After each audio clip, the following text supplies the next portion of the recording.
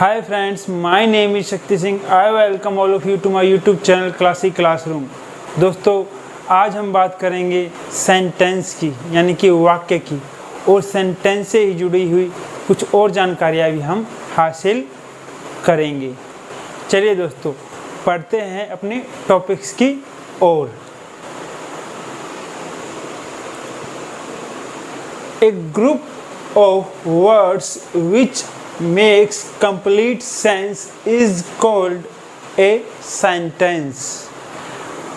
शब्दों का ऐसा समूह जिसका कोई पूर्ण अर्थ निकलता हो उसको हम वाक्य कहते हैं। For example, the earth revolves around the sun. He has a good memory.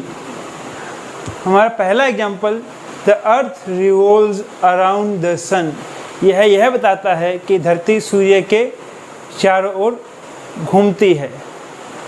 और हमारा दूसरा example he has a good memory, वह यह बताता है कि उसकी याददाश्त बहुत अच्छी है।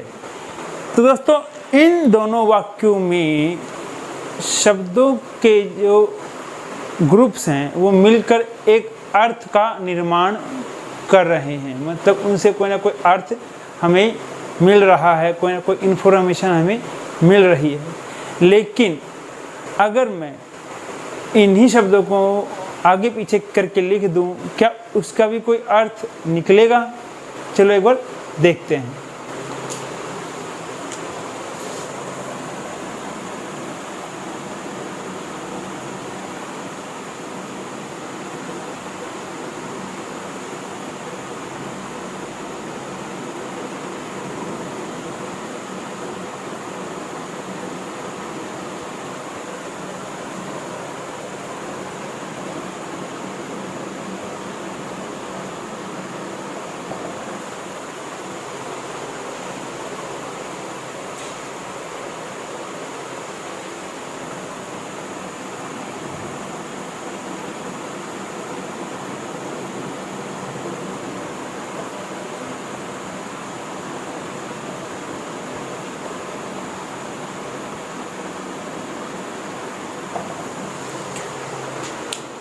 देखिए दोस्तों, मैंने पहले वाक्य में जो वर्ड्स यूज हुए हैं उन्हीं को मैंने आगे पीछे करके यहाँ लिखा है, और दूसरे वाक्य में जो वर्ड्स यूज हुए हैं उन्हीं को यूज करके मैंने यहाँ पर लिखा है।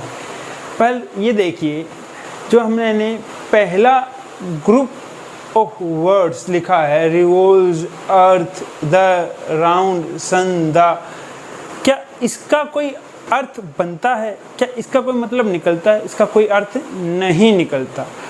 इसी तरह दूसरा ग्रुप ऑफ वर्ड्स है memory, good, A, he, has, इसका भी कोई अर्थ नहीं बनता। वर्ड सेम है लेकिन इनको हम वाक्य नहीं कह सकते, क्योंकि वाक्यों को बनाने के लिए यह ज़रूरी है कि हम ग्रुप ऑफ वर्ड्स को एक प्रॉपर स्ट्रक्चर में अरेंज करें। अगर आप ग्रुप ऑफ वर्ड्स को एक प्रॉपर स्ट्रक्चर में अरेंज करते हो तभी उसका कुछ न कुछ अर्थ निकलता है। इंग्लिश में वाक्य बनाने के लिए जो स्ट्रक्चर हम प्राय यूज करते हैं वो होता है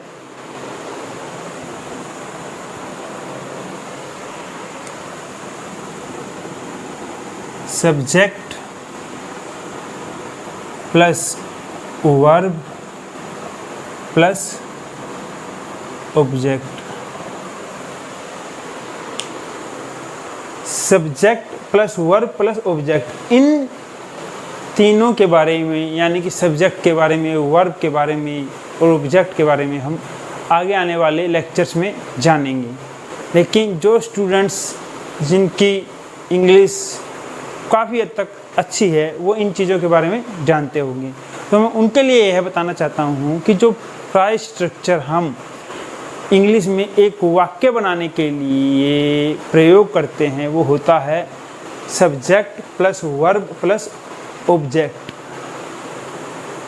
चलिए दोस्तों, अब हम बात करते हैं कि एक वाक्य के कितने हिस्से होते हैं, मतलब एक वाक्य को कितने हिस्सों में तोड़ा जा सकता है। दोस्तों, एक वाक्य के दो हिस्से होते हैं। There are two parts of every sentence। प्रत्येक वाक्य के दो हिस्से होते हैं, subject and predicate. Subject, it is that part of a sentence about which something is said, which is doer of an action। Subject वाक्य का वो हिस्सा होता है जिसके बारे में वाक्य में कुछ ना कुछ बताया गया होता है। दूसरा, सब्जेक्ट वाक्य में होने वाले कार्य का कर्ता भी होता है, मतलब अगर वाक्य में कोई कार्य किया जा रहा है तो वो सब्जेक्ट के द्वारा ही किया जाएगा। और दोस्तों, दूसरा जो हिस्सा होता है वाक्य का वो होता है predicate. Predicate, it is that part of a sentence which tells something about the subject. जो प्रेडिकेट होता है वो हमें वाक्य में सब्जेक्ट के बारे में कुछ ना कुछ इन्फॉर्मेशन देता है, मतलब वाक्य का वो हिस्सा जो सब्जेक्ट के बारे में कुछ सूचना मतलब कुछ इन्फॉर्मेशन दे, वो प्रेडिकेट कहलाता है। अभी इन्हीं दोनों को हम एग्जाम्पल्स के साथ समझेंगे, तब हमें यह बात ज़्यादा क्लियर हो जाएगी। देखिए दोस्तों, यहाँ पर हमने दो वाक्य लिखे हैं। इन दोनों वाक्यों की मदद से हम यह समझेंगे कि हम एक वाक्य में सब्जेक्ट और प्रेडिकेट की पहचान कैसे कर सकते हैं। चलिए, हमारा पहला वाक्य है the earth revolves around the sun. धरती सूर्य के चारों ओर घूमती है। तो दोस्तों, इस वाक्य में जो इन्फॉर्मेशन दी गई है वो अर्थ के बारे में दी गई है, ठीक है। और अर्थ ही सूर्य के चारों ओर घूमती है, मतलब इस वाक्य में जो कार्य किया जा रहा है वो अर्थ के द्वारा किया जा रहा है। तो इस वाक्य का जो सब्जेक्ट है वो अर्थ है। हमने देखा था कि सब्जेक्ट वाक्य का वो हिस्सा होता है जिसके बारे में इंफॉर्मेशन दी जाए, और उस वाक्य में किए जाने वाले कार्य को सब्जेक्ट ही करता है। तो इस वाक्य में हम देख रहे हैं कि जो अर्थ है वो सूर्य के चारों ओर घूम रही है, मतलब जो घूमने का कार्य है वो अर्थ कर रही है। तो मतलब इस वाक्य का सब्जेक्ट कौन हुआ? अर्थ हुआ। और जो इन्फॉर्मेशन है घूमने की वो भी अर्थ के बारे में ही दी जा रही है, ठीक है। तो इस वाक्य का जो सब्जेक्ट हुआ वो अर्थ है। दूसरा, प्रेडिकेट। इस वाक्य में अर्थ को छोड़ के जितना भी हिस्सा बच गया, यानी रिवॉल्व्स अराउंड द सन, वो प्रेडिकेट है। वो हमें सब्जेक्ट के बारे में इंफॉर्मेशन दे रहा है, मतलब रिवॉल्व्स अराउंड द सन, सूर्य के चारों ओर घूमती है। ये इंफॉर्मेशन किसके बारे में दी जा रही है? अर्थ के बारे में दी जा रही है कि वो सूर्य के चारों तरफ घूमती है।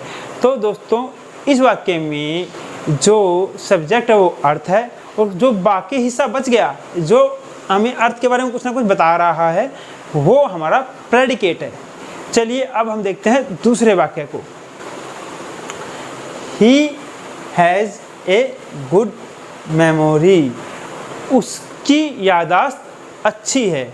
तो दोस्तों, इसमें इस वाक्य में किसके बारे में बताया जा रहा है? किसकी यादाश्त अच्छी है? ही की। ही, तो ही इस वाक्य का सब्जेक्ट हो गया, ठीक है। दूसरा, इसके बारे में क्या बताया जा रहा है? हैज़ ए गुड मेमोरी, कि यादाश्त अच्छी है, मतलब कि ही के बारे में बताया जा रहा है। तो जिसके बारे में बताया जा रहा है वो क्या होगा? सब्जेक्ट होगा, और जो बताया जा रहा है वो प्रेडिकेट होगा, मतलब ही इस वाक्य का सब्जेक्ट हो गया और उसके बारे में जो बताया जा रहा है वो पूरा हिस्सा प्रेडिकेट हो गया। तो हम यह कह सकते हैं कि एक वाक्य के दो हिस्से होते हैं, सब्जेक्ट और प्रेडिकेट, ठीक है, सब्जेक्ट वो हिस्सा जिसके बारे में कुछ बताया जाए या वो वाक्य में कोई ना कोई कार्य करे, और उसको छोड़ के मतलब सब्जेक्ट को अगर हम निकाल दें वाक्य से, जितना भी हिस्सा बाकी हिस्सा बच जाता है वो प्रेडिकेट कहलाता है। वो हमें सब्जेक्ट के बारे में कोई ना कोई इन्फॉर्मेशन देता है। चलिए, मैं आशा करता हूँ आपको ये समझ में आया होगा कि एक वाक्य में सब्जेक्ट क्या होता है और प्रेडिकेट क्या होता है, और हम वाक्य में कैसे पहचान सकते हैं कि सब्जेक्ट क्या है और प्रेडिकेट क्या है। अब हम अपने अगले टॉपिक की ओर बढ़ते हैं। चलिए दोस्तों, अब हम बात करते हैं कि वाक्य कितने प्रकार के होते हैं, काइंड्स ऑफ सेंटेंसेस की। दोस्तों, इंग्लिश में वाक्य 4 प्रकार के होते हैं। Sentences are of 4 kinds. पहला जो प्रकार होता है वाक्य का वो होता है डेक्लेरेटिव और assertive sentence. A sentence which makes statements और असर्शंस। ऐसा वाक्य जो अपनी बात को सीधे तरीके से रखने और दृढ़तापूर्वक कहने के लिए प्रयोग होता है, उस वाक्य को हम डेक्लेरेटिव या असर्टिव सेंटेंस कहते हैं। For example, he is a doctor. He is a doctor, वह एक डॉक्टर है।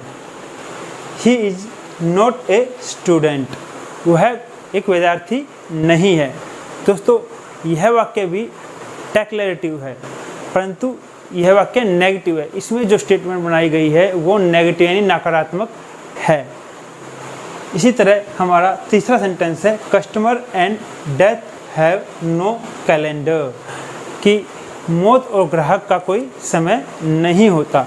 तो दोस्तों, आपने देखा होगा कि वाक्य मतलब कि जो डेक्लेरेटिव सेंटेंसेस में जो वाक्य बनाए जाते हैं वो पॉजिटिव भी हो सकते हैं और नेगेटिव भी हो सकते हैं। और डेक्लेरेटिव सेंटेंसेस उन वाक्यों को कहते हैं जिनमें हम अपनी बात को सीधे तरीके से रखते हैं और दृढ़तापूर्वक रखते हैं।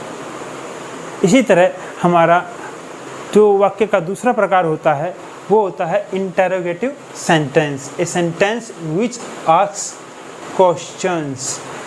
वो वाक्य जो सवाल पूछने के लिए प्रयोग में आते हैं उनको हम इंटरोगेटिव सेंटेंसेस कहते हैं। जैसे कि what is your name, where do you live, कि आपका क्या नाम है, आप कहाँ रहते हैं।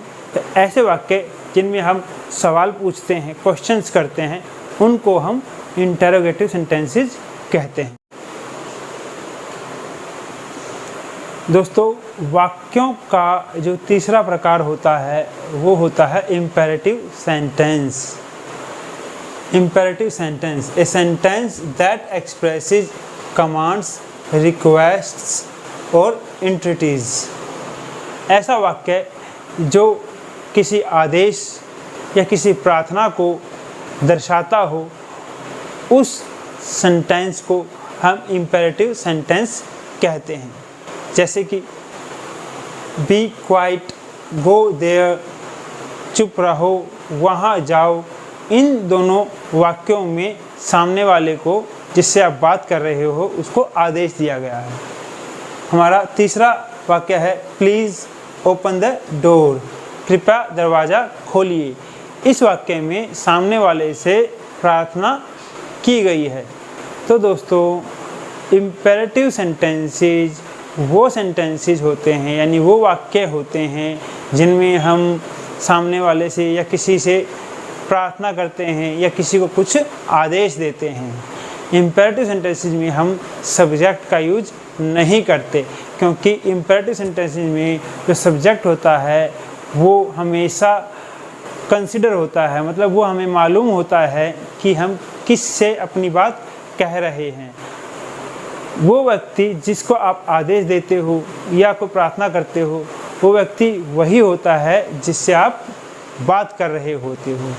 और ऐसे व्यक्ति के लिए हम इंग्लिश में जिस प्रोनाउन अर्थात सर्वनाम का यूज करते हैं वो यू होता है। तो हम कह सकते हैं कि इम्पेरेटिव सेंटेंसेस में जो सब्जेक्ट होता है वो हमेशा यू होता है और वो पहले से पता होता है। तो इसलिए इम्पेरेटिव सेंटेंसेस में हमें सब्जेक्ट लिखने की ज़रूरत नहीं होती। चलिए अब हम देखते हैं वाक्य के चौथे प्रकार के बारे में।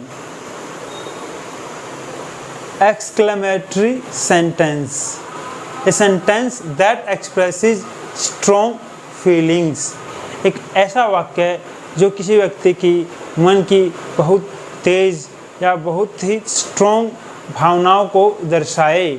ऐसे वाक्य को हम एक्सक्लेमेटरी सेंटेंस कहते हैं। For example, what a shame, कितनी शर्म की बात है। या फिर how cold the night is, कितनी ठंडी रात है। या हम ये कह सकते हैं व्हाट ए ब्यूटीफुल फ्लावर, कितना सुंदर फूल है। या oh you are a poor guy. या फिर ये भी कह सकते हैं ब्रावो यू प्लेड वेल, कि शाबाश तुम बहुत अच्छा खेले। या well done you did well, मतलब वेल डन बहुत शाबाशी की बात है कि तुमने बहुत अच्छा किया। तो ऐसे जो वाक्य होते हैं जिसमें कि कर्ता यानी बोलने वाले की फीलिंग्स का, अंदर की स्ट्रॉन्ग फीलिंग्स का, या किसी भी जो सब्जेक्ट होता है उसकी स्ट्रॉन्ग फीलिंग्स का पता चले, ऐसे वाक्य एक्सक्लेमेटरी सेंटेंस कहलाते हैं।